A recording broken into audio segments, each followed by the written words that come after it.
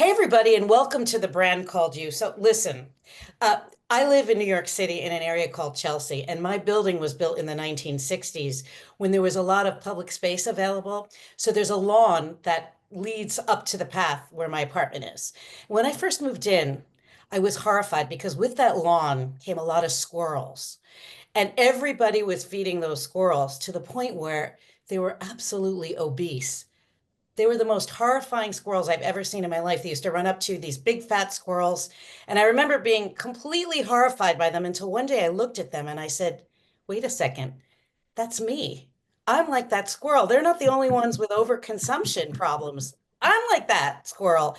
Food is easy for me to get, and I eat it like those squirrels do. I mean, from the subway to my apartment is 1 block, and there's at least 5 candy stands enticing me to eat, and I often do. Anyway, I was so shaken up when I realized that I was that obese squirrel that I did something about it. I decided to go on an extended 7 day water fast, water only fast.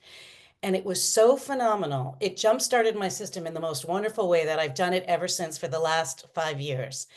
And it was inspired in large measure by our guest today, Dr. Alan Goldhammer, who is our guest today. So I just want to tell people a little bit about you. I discovered your work online and couldn't stop reading about it, but you're also the co-author of a number of books, The Pleasure Trap, and your latest book, Can Fasting Save Your Life? Yeah. Dr. Goldhammer also started the True North Health Center in California back in the 80s when nobody was doing this.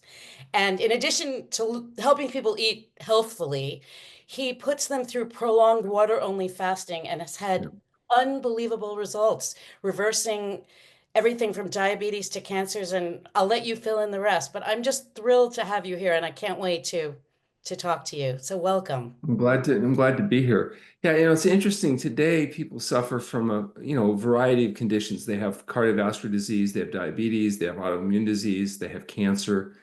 And these diseases are treated as if they're all kind of independent, unrelated conditions. But they all have one thing in common. They're all associated with increased fat and particularly visceral fat.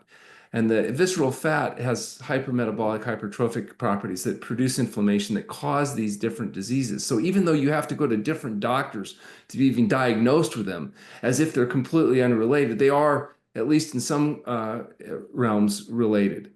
And so it's the dietary excess that leads to the fat, that leads to the visceral fat, that leads to the inflammation that causes, depending on your genetic vulnerability, these various diseases of dietary excess. These diseases used to be so rare, they were called the diseases of kings, because it was only the wealthy elite kings that could get the diets that caused the problem that led to the problem. And now, of course, they're ubiquitous because, in the last 200 years, we've changed from eating whole plant foods to eating highly processed, ultra processed foods. And now we have this epidemic. And we talked about in our first book, The Pleasure Trap, why it was so difficult to avoid indulging in these dopamine stimulating behaviors of eating highly processed foods. The dopamine in our brain is the same neurochemical associated with pleasure, whether it's from the chemicals in food or chemicals like drugs, like cocaine or alcohol, caffeine, nicotine. They all stimulate this dopamine cascade because dopamine is the neurochemical associated with pleasure. And pleasure is what drives us to engage in behaviors that favor survival and reproduction. That's a good thing. But when you get into the artificial stimulation of dopamine, now you got into the area of addiction, whether it's drug addiction or addiction to the highly processed foods. And that's literally what we're looking at today, as you've just identified. Dietary excess that's driven by chemicals added to our food, chemicals including salt, oil, and sugar, that lead us to the obesity, that leads to the visceral fat, that leads to the disease. And then the question is, what can you do about it? Well, you can tell people, stop eating the highly processed foods, but it's not that easy. It's like telling an alcoholic to quit drinking. They don't go, oh, it's the alcohol? I had no idea. Thank you so much. I just won't drink anymore. They tell you to mind your own effing business because addicts don't like being, corrected. And when you're addicted to something like sugar, oil, and salt, it's very painful initially Mm. to stop. Fasting makes that somewhat easier. And so that's Listen, one of the reasons for the last 40 years, we've had 25,000 people come through True North Health Center. We've done medically supervised water only fasting up to 40 days to help people get out of the pleasure trap, overcome the diabetes, the high blood pressure, the autoimmune disease, the lymphoma, et cetera, And then, if they're willing to do dangerous and radical things like adopt a whole plant food diet, exercise, and get enough sleep, they can actually sustain the results. I'm a Jewish girl from New York, so if you don't mind, I want to start my first question with a kvetch. Do you mind that? Sure. I my new insurance company put me in network with a primary care provider last week who's with one of the major New York hospitals, right? Prestigious New York hospital. I need to lose 40 pounds. I'm obese right now.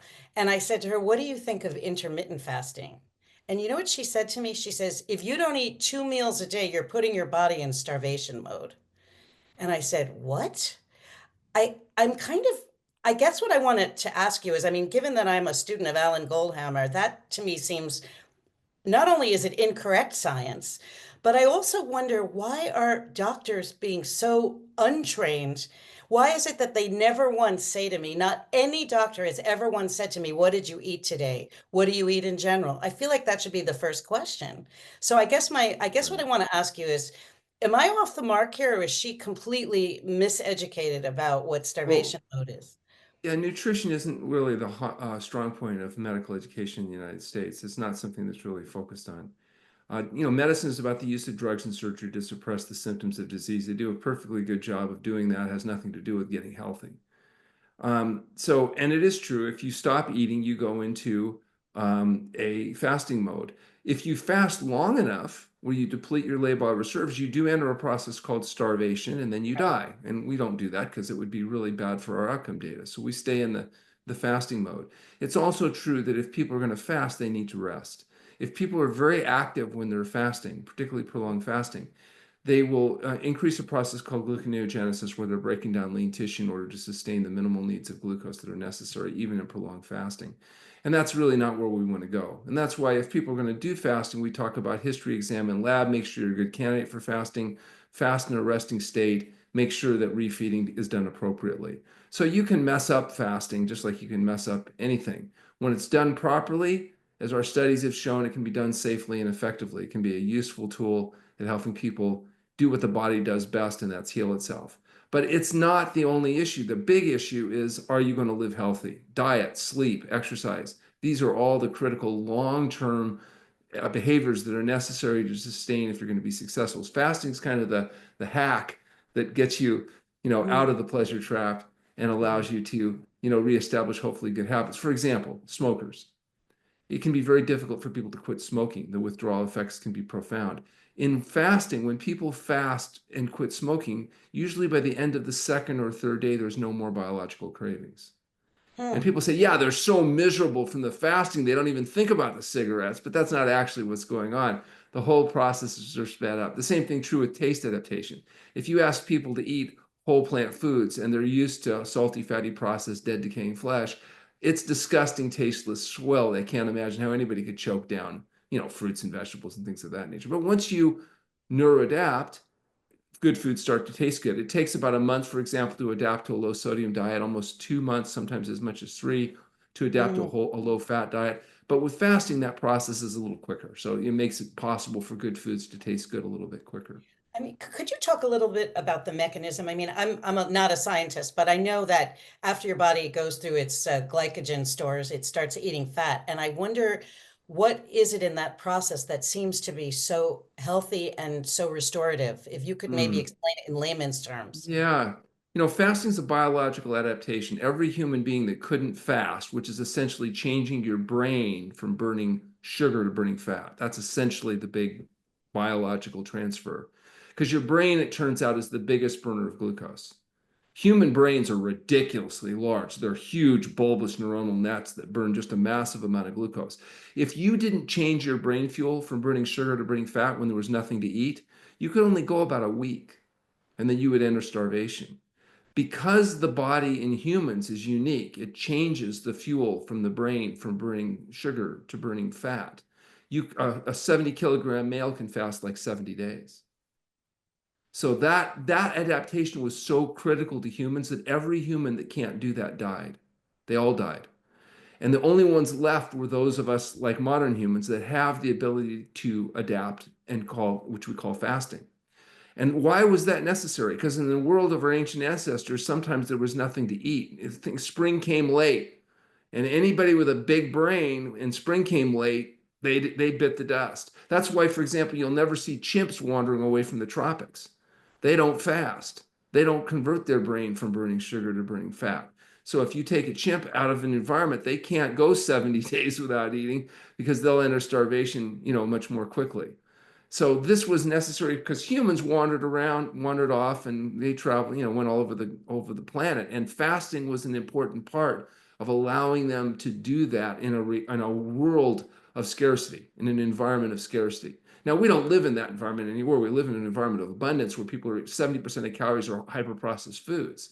And so now, a lot of people never skip a meal. They think if you get on a plane in New York and you fly all the way to California, you'll starve to death over Colorado if you don't eat the pretzels. They think the pretzels saved their life. Yeah, if they forget the pretzels, a third of the plane would be dead. So the reality is we adapted to fasting because we had to, not by choice, but by force. And all we've done is taking this natural biological adaptation and applied it in a very unusual situation. And that's where people get consistent dietary excess. There are no fat animals. Even whales, which you think of as kind of chubby, are 9% body fat. They're lean, mean machines. They just happen to wear their fat on the outside of their body. So there's no fat animals unless the fat animals get access to hyper-processed foods with salt, oil, and sugar in them. Your dogs and cats will get fat if you let them eat our food because they're going to be vulnerable just like we are to the dietary pleasure trap. So bottom line is we have a world where we are using fasting to help hack a system that's been confused by salt, oil, and sugar, food chemicals that really shouldn't be there.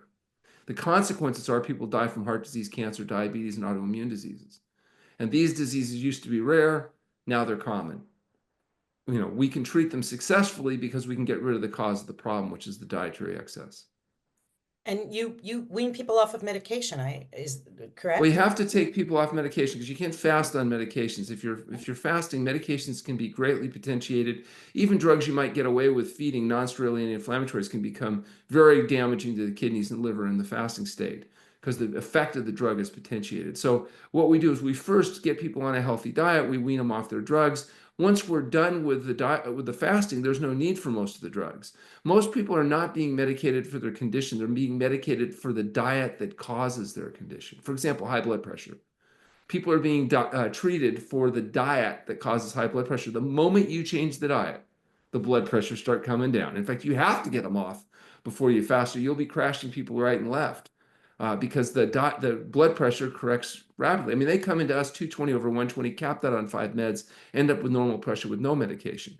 We just did a study with our colleague from the Mayo Clinic. 26 out of 27 subjects in this study achieved normal blood pressure without any medication. At 6 weeks, they had maintained it. And at 1 year, what was exciting was 76% of those subjects had maintained their weight loss, and the majority had maintained normal blood pressure without medication. So not only can they get well, but they can stay well if they're willing to do dangerous and radical things like eat well and exercise and go to bed on time. But I want to get back to the fasting mechanism for a minute. So I'm trying to understand. I understand a ketogenic process, but do you kind of reprogram your metabolic resistant pathways, or are you reawakening immune response? I kind of want to understand what the body is doing when it goes Sure. into There's overdrive. actually a number of things that are going on there. One, autophagy is enhanced. So autophagy is how it's the self-eating component of the body to get rid of cancer cells and to breed cells. So we know that autophagic processes are increased. You're detoxifying. People have accumulated intermediary products of metabolism and toxic exogenous products like dioxin, pesticide residues, heavy metals. These are rapidly mobilized and eliminated during fasting, particularly the fat-soluble nutrients. Taste neuroadaptation, you're changing your perceptive response to salt, oil, and sugar. So good foods start to taste good. Gut microbiome changes. You have 5 pounds of bacteria living in your gut and organisms. There's a profound rebooting. It's like taking a hard drive with a corrupted hard drive on a computer and turning the thing off and turning it back on. You don't know why, but now the stuff starts working again. The same thing happens in the body. You shut it down with fasting, you turn it back on, you regrow more normal flora that are associated with a healthy gut, and it helps get rid of the imbalances that occur, particularly at post-antibiotic use, et cetera, post-drug use. So there's a number of these mechanisms that are going on. It's because dietary excess is the root cause of many of the problems that lead to chronic disease. And all you're doing with fasting is undoing the consequence of this chronic dietary excess. That's why I'm saying heart disease, diabetes, cancer, autoimmune disease, seemingly unrelated conditions all have this root cause, and fasting undoes that root cause for all those conditions. And that's why probably those are the conditions that respond the best. And if you look at our literature, we've published 22 papers in the peer-reviewed literature summarized in our book, Can Fasting Save Your Life? And it's overwhelming. We have the largest effects that have ever been shown in treating high blood pressure in humans. 80% of type 2 diabetics are able to achieve normal blood sugar without medication. Autoimmune diseases that don't respond well to conventional care respond dramatically to diet and lifestyle changes with fasting.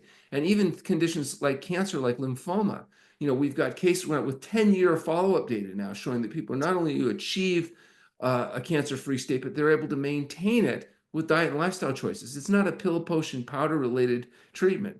It's all about health from healthful living.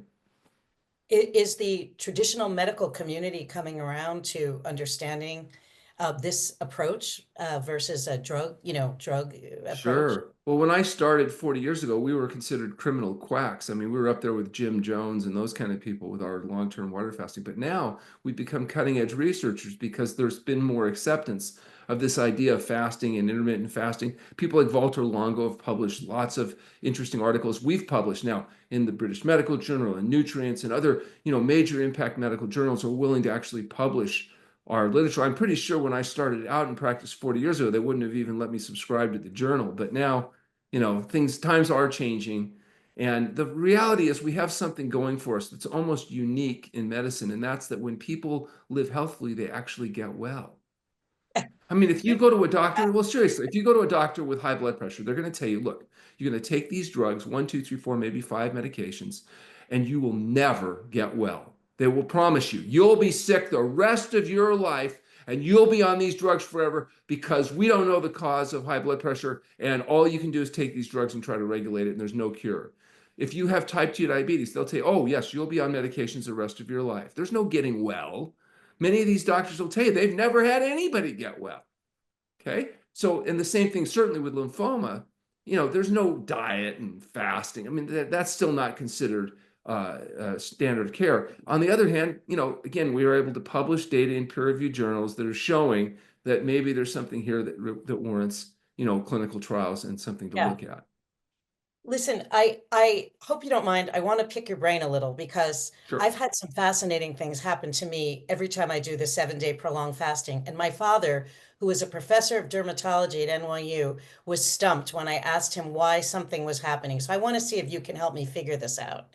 The first thing that happened to me, I am never ever able to grow my nails. They're always cracking. Even if I take biotin, they're soft and they are cracking, except after a 7-day water fast, they are hard as can be.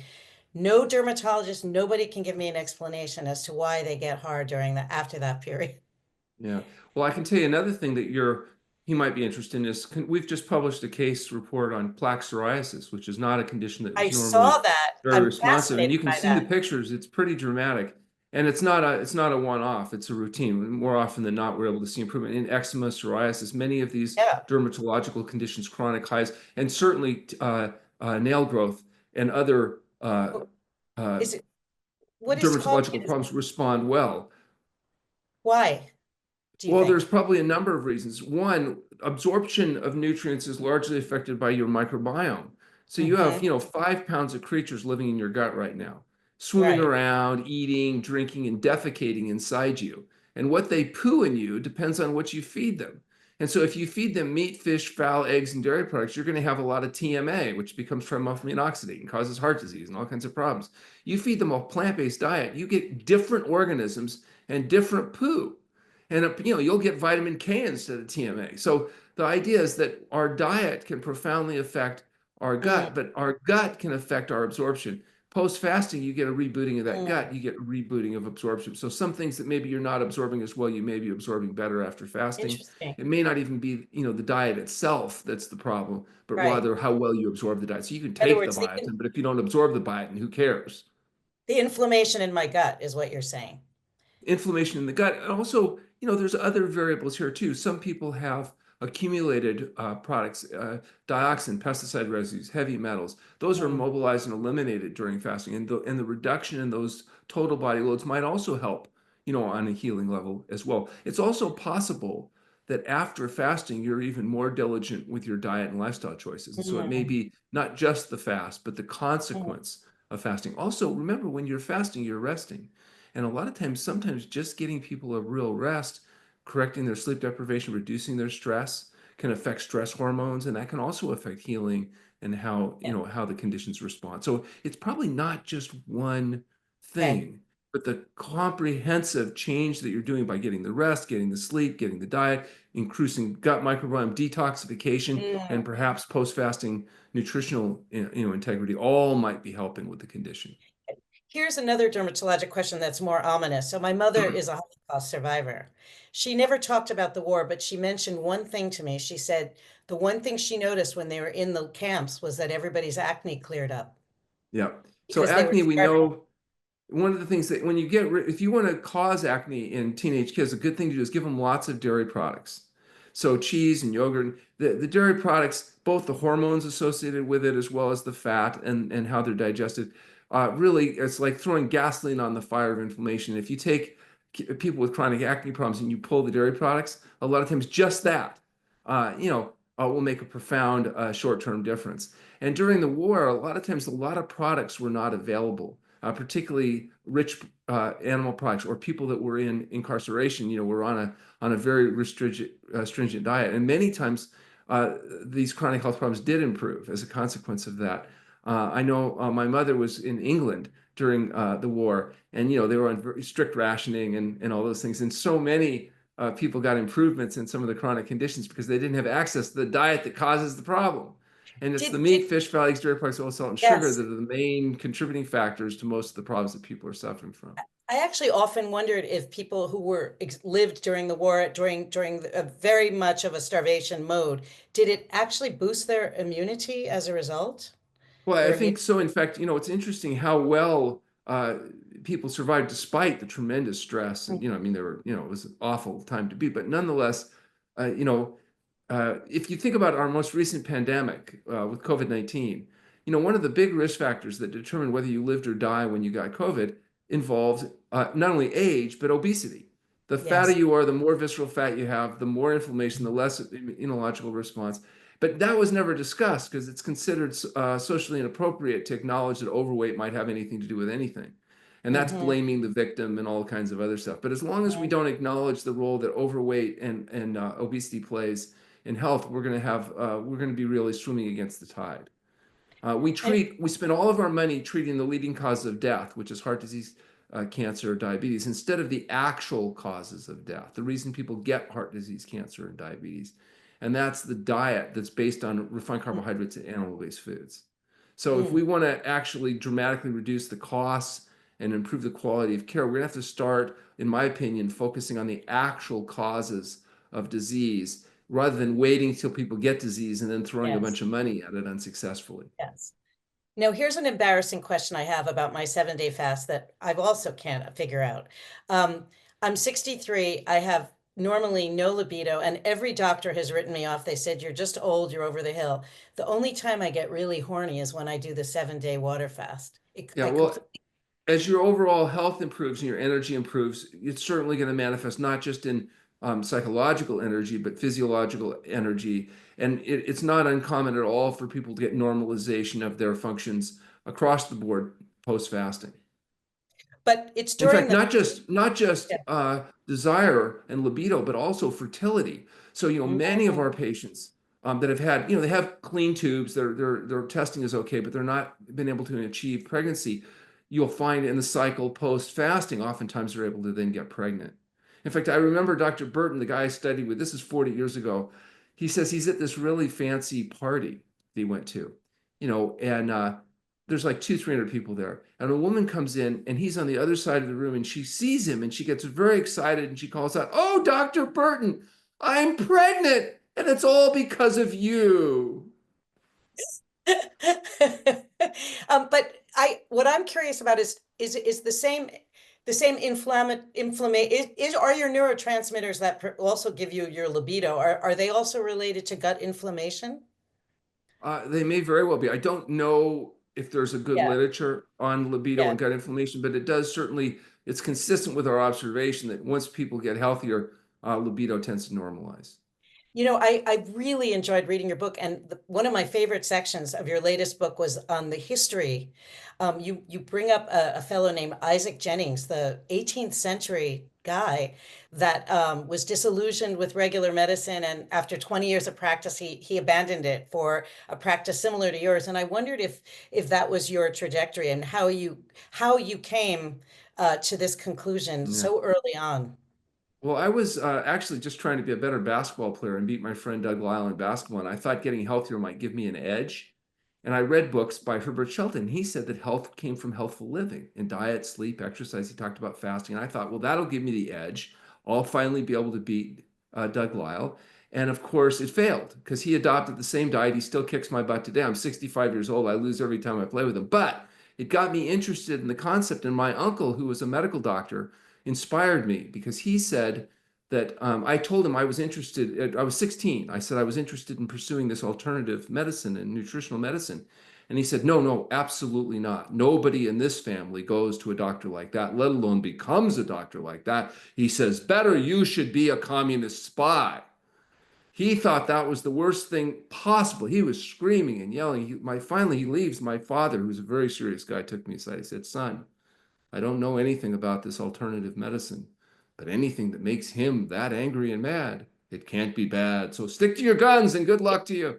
And so he encouraged me. And, that was 40, 40 some years ago, long, long time ago.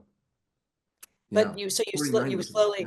slowly were able to see tremendous results and build on that. Well, yeah, not slowly. I mean, I went to chiropractic college in the U.S. and I went to Australia to study osteopathy and trained with Dr. Burton, who was the person in the world that had the most experience with fasting. And I saw literally dozens of patients before my eyes getting better where I was trained, oh, nobody gets better. I Mm. remember writing to my uncle, I said, Uncle, I'm seeing these people with hypertension getting well. He says, no, you're not. I said, I'm taking their blood pressure. I'm seeing it. He goes, then you don't know how to take blood pressure. I've been in practice for 50 years. They never get well. They never get well. So when we came back, we decided we're going to show my uncle. We're going to do a study. So we carefully collect 174 consecutive patients with hypertension. 174 people achieve pressure low enough to eliminate meds. We have the largest effects that have ever shown. He won't look at the data. He said, no, until it's published in a peer-reviewed journal, he doesn't waste his time. So finally, we get it accepted in a peer-reviewed journal. 2 months before it comes out, he dies of a massive heart attack. My mother Oy. swears he died just so he wouldn't have to admit he was wrong. I don't know. I think it was the Kugel, the Kreplach, the Yeah. Knishes, the Blintzes. We'll never know for sure. So babka is out for you, right? No chocolate babka. Bupka's out. You never have a slight little sugar thing here and there, I've or been doing this diligently since I was 16. So that's 49 years of eating a wow. whole plant food diet. It's not a question of discipline. It's just a question of you get really used to, whatever you're doing. Yeah. And, I'm used to a whole plant food SOS free diet. It works really well for me. I decided when I was 16, I would do a 50-year experiment. That 50 years is almost up. I've decided I'm going to try a 50-year extension and just see how it works. I should probably clarify for my viewers what SOS is, right? Salt, oil, and sugar. It's the international symbol of danger, and it's the chemicals added to food that make you fat, sick, and miserable. I mean, I understand the sugar and I even understand the oil. The salt is a little hard. Let's talk about salt. Salt's an essential nutrient without which you will die. So really critical. It's so important that you're designed to detect it at very small quantities. So that's one of the reasons why you'll eat vegetables and materials, because you'll pick up, amongst other things, the sodium concentration. The problem is in high concentration, it can be a real problem, and it stimulates what's called passive overeating. So if you just eat your fill of, say, rice, you eat a certain amount, then you feel full, satiety kicks in. But if you salt it, you'll eat significantly more before you feel satisfied. And people say, yeah, it tastes better. Well, that's what tasting better means, is the Right. salt stimulates more dopamine production. You like it better. The problem is it can fool you. And now you eat Right. more, and that's where obesity comes from. So even though salt has no calories, it can be significant at fooling people so that they overeat, even on relatively healthy foods. And Mm. also, A lot of the ultra processed foods without the salt, oil, and sugar, they taste like crap. Well, think about Yeah. this. Bread, the staff of life, people, 1,500 calories a pound, 3 times the caloric density of rice. But if you take bread and remove the salt, oil, and sugar and the yeast, it's called matzah, and it's punishment on Passover. Nobody's getting fat with the matzah. It's the salt, oil, and sugar. It's a carrier agent. Take beef. Yes. Take some beef and boil it. You gonna non-boil beef? I don't think so. No, you like the sauces, the salt. It's a Yeah. carrier agent that we're using to drive the chemicals that stimulate the brain that lead to the overeating. Yeah. But one of the things you also point out in your book, and also when I've heard you speak, is that you also learn to enjoy the taste of non-salted food once your body gets adapted. Yeah, once you neuroadapt, but it takes a while. If you just do a healthy diet, it takes about a month for the average person to neuroadapt. We actually did a study where we actually showed in a controlled setting that the actual perception to salt and sugar changes with fasting. So that when Wow. you're done, like you eat chard, you may not like it, but after fasting, you can actually taste the naturally high sodium concentration in the chard. It becomes very appealing. Wow. People I think mean, we've added salt to the yeah. chard. Why is it that after I do my 7-day water fast, everything tastes so much better when I Yeah, put it because in? of this neuroadaptation. You can taste this, the sodium at lower concentration. You taste it. In fact, you may notice, like if you try to eat soup at a restaurant after fasting, it's so salty. Even though you Yes. used to like it, now it's so salty. You think there was a Yes. mistake. I remember Yes. people telling me they went in the restaurant and they said to the waiter, "Oh, they made a mistake. They spilled the salt in the," and the waiter, "No, tastes fine." But your taste actually changed. I Yes. had a patient. That was great. Guy's sick, heart disease, diabetes, does the diet. He knows he has no choice. He doesn't want his kids changing his diapers and all that stuff. So he said after a year, he decided he was going to go back to the old Chicago pizza place just to have one piece, just to, as you know, to remember the old times. And he went back and he ordered it and he tasted it. And he was so upset because he said they must have changed the recipe because it was so salty and greasy he couldn't even eat it.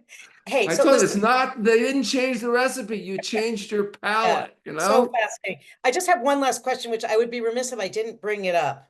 Obviously, I think I know your answer, but can I get your views on Ozempic and the It's a like? fabulous drug. Oh my gosh, it's so wonderful because, first of all, you have to take it forever. So, I mean, the moment you stop it, you're going to blow up. Second of all, it makes you so sick that you won't want to eat as much of the ultra processed foods. You can keep eating your greasy, fatty, slimy, dead, decaying flesh processed Okay. foods, but you won't eat quite as much, and so you'll lose weight. Now, granted, it's dangerous long term because of the gastric motility. Have you noticed they're already doing the lawyers are already advertising for the class action suits and stuff? It's already happening. It But is so in the dangerous, isn't long it? run, it's a disaster. But short run, being overweight is so dangerous that even poisoning yourself with a pill might have a net short term benefit. But if you want short term weight loss, I have a better way. You want to lose 40 pounds overnight, just get a chainsaw, cut your leg off right at the hip. It's 40 pounds. Take them both, it's 80 pounds. It may not be good for you long term, but if you're looking for quick, that's even quicker than Ozempic. So you're basically teaching people how to eat properly because after the fast, you put them you don't let them leave without really refeeding them and teaching them that, right? Yeah, we have however long the fast is, we have half the length of the fast controlled refeeding, Right. and we call it education. It's actually brainwashing, but we're basically getting people to understand what they need to do long term so they can sustain good results and hopefully, be able to maintain long term health. What are some of the studies you're currently working on now that you hope to publish soon? So we just finished. This is really exciting for me. There's something called lipoprotein little a, which is a known cardiovascular risk factor. If your lipoprotein little a's are elevated, your risk for heart disease is much higher. But there's no drug to treat it. And Medicare will only pay one test because there's no point in testing again because there's nothing you can do about it. It's untreatable. But we just published our first case report showing a 40% reduction in lipoprotein little a. And this is even in a vegetarian. And then I've got a second case where the person dropped their lipoprotein little a 100 points with 5 days fasting. And this was a vegan. So a person that was at weight and doing things right, but had congenital hypercholesteremia. So we're looking, in fact, I got another result today, a 6-week follow-up, 28% reduction in lipoprotein little a. So basically everybody we've tested so far has been responding, which is exciting because that's a condition that up till now was thought untreatable. We also just published a case report, a 2-year history of long COVID, where about 10% of people that get COVID don't recover. They have loss of smell, loss of taste, they have brain fog, fatigue. So this was an example where we did a 2-week fast and we were able to resolve, long-standing long COVID. We've also been treating COVID vaccine injured patients. particularly healthcare workers that get multiple boosters that end up, some people get activation of their autoimmune disease and whatnot. And so those have been responding. So we've got a lot of stuff that's coming out from our facility right now. And so far, everything we've produced has been able to be published. So we're very excited. In the old days, it might have been much more difficult to get some of Right. these big journals to publish our research. But once you start publishing, it seems like it gets a little bit easier, and they're willing to share the story. So we're very I'm excited about that. And all of those 22 papers are summarized in our book, Can Fasting Save Your Life? So if you really want to understand fasting, just go get a copy of our book, Can Fasting Save Your Life? Read it. It's written so the average person can understand fasting, but also it's credible enough that your physician would also realize you're not completely a whack job just because you want to consider something like that. we're gonna include those links when it goes to when this airs. And if if your Yeah. viewers are interested in knowing, would fasting be something they could consider, we offer a free conversation with me if they fill out our registration forms on our website at truenorthhealth.com. I will review their medical history and talk to them without cost, point them in the right direction and make sure that they would be a good candidate to consider that type of intervention. And as I mentioned, we're produced out of India, and there's a huge Asian following. And I know that there's some specific dietary, behaviors that maybe would be really benefit from No fasting. question. Yeah, I can't thank you enough. I'm such a fan, and I really appreciate you taking the time. I think it's going to be so interesting for all of the people watching, and I'm just wishing you continued success in all of your endeavors. Well, thanks So for getting the word out. thank you so much. It was a pleasure. Okay, bye-bye. Thank you for listening to the Brand Called You videocast and podcast, a platform that brings you knowledge, experience, and wisdom of hundreds of successful individuals from around the world. Do visit our website www.tbcy.in to watch and listen to the stories of many more individuals. You can also follow us on YouTube, Facebook, Instagram, and Twitter. Just search for the Brand Called You.